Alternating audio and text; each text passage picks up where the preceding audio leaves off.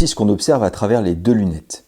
Observez l'image de gauche de la Sutter. Franchement, la lunette, à première vue, elle fait le job. Mais quand on y regarde de plus près, on voit plusieurs problèmes, notamment de par sa qualité de fabrication. Tout d'abord, on observe une aberration chromatique. C'est ce qu'on observe au niveau du pied de la table. Quand on est en présence d'un fort contraste, comme c'est le cas ici, on se retrouve avec les objets qui sont détourés, avec une sorte de frange de couleurs différentes, un peu qui bave. C'est ça l'aberration chromatique. Toujours sur cette même photo, je précise qu'on est sur un grossissement de 4 fois, à 55 mètres, on voit également ce qu'on appelle l'aberration géométrique, la fameuse distorsion. On a l'impression d'être aspiré vers un point. Ça, c'est parce que le facteur de grossissement n'est pas le même sur toute la surface de l'image. Maintenant, observez le grossissement cette fois. Franchement, on arrive parfaitement à identifier la pomme et on se dit que la Sutter va permettre de faire du point, tout est relatif. Mais vous observez quand même par rapport à la Leupold, c'est qu'on a toujours une image qui est un peu floue en fait. Et ça, c'est ce qu'on appelle l'aberration sphérique. Ça vient de la forme de la lentille. En fait, les rayons ne convergent pas vers un même point. Donc observez un petit peu. Voilà ce qui se passe avec la Sutter. Les rayons de la lumière arrivent sur la lentille. Cette lentille, elle est simplement sphérique. Et ces rayons n'arrivent pas à converger vers un même point. Du coup, l'image qui sera produite sera floue. Ce qui n'est pas le cas de la Leupold. La Leupold, on a ce qu'on appelle une lentille asphérique.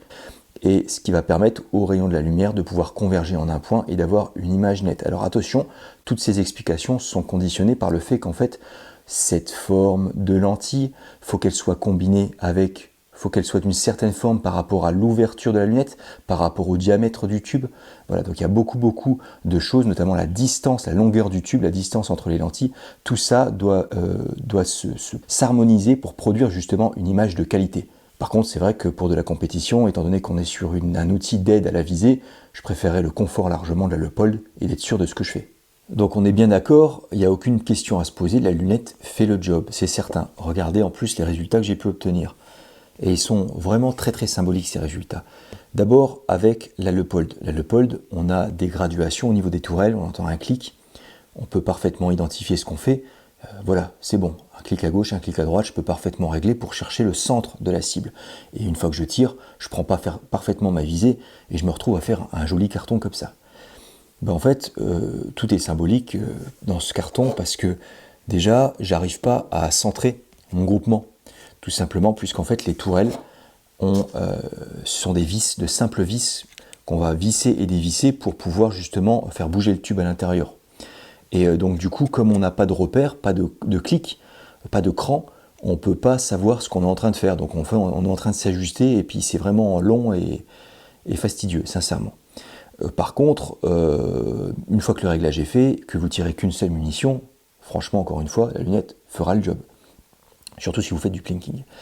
Je reviens par contre sur le fait que si vous utilisez cette lunette pour de l'air comprimé, avec les secousses, avec les départs des coups, il va falloir peut-être mettre de la pâte molle à l'intérieur une fois que vous avez fait votre réglage, tout simplement puisque comme ça se visse et ça se dévisse, ça peut peut-être possiblement se dérégler. Je reviens sur les groupements réalisés. Donc là déjà j'arrivais pas à centrer.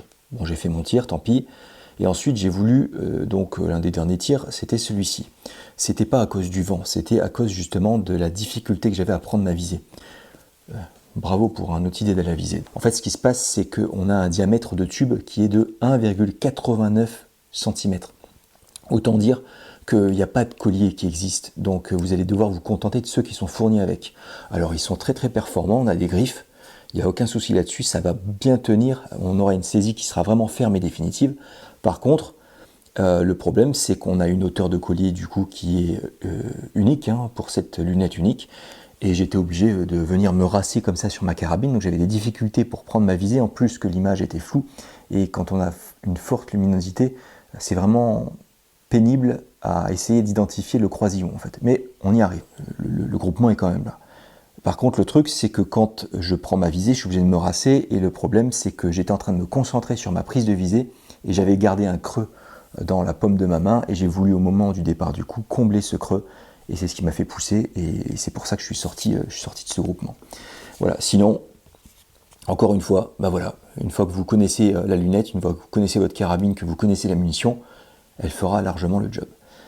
Alors ces images, je les avais tournées en été, fin d'été dernier, Il y avait Vianney à l'écran que vous avez vu. Juste petite parenthèse, Vianney, si tu es toujours partant, hein, il faut qu'on se lance dans la compétition.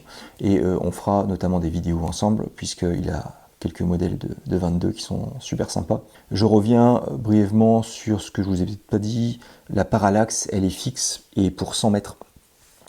Elle est réglée pour 100 mètres, donc en fait, tout simplement parce que j'ai fait des essais et j'ai vu qu'à 80 mètres, le réticule ne bougeait plus par rapport à l'objet qui était positionné à 80 mètres. Donc je suppose qu'on est sur du parallaxe fixe de 100 mètres, il n'y a aucune indication nulle part.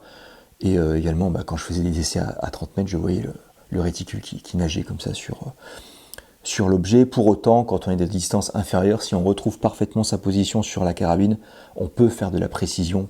La preuve, encore une fois, on peut faire de la précision si on s'applique. Le contenu 22 long rifle pour les intimes. Donc 22 long rifle. Je vais reprendre le service, hein, bien évidemment, mais là vous avez vu que j'ai commencé à faire un petit peu, je me suis attardé un petit peu sur le 308 Winchester, c'est un calibre que j'avais vraiment envie de découvrir, donc il y a du contenu qui va être fait avec ce gros calibre. Également, comme vous l'avez remarqué, je me suis lancé également dans le tir au lance-pierre, c'est vraiment super, il y a du contenu qui arrive. N'hésitez pas à lâcher un commentaire, à mettre un petit pouce, à vous abonner également et à aller checker quelques-unes des vidéos que j'ai déjà pu réaliser.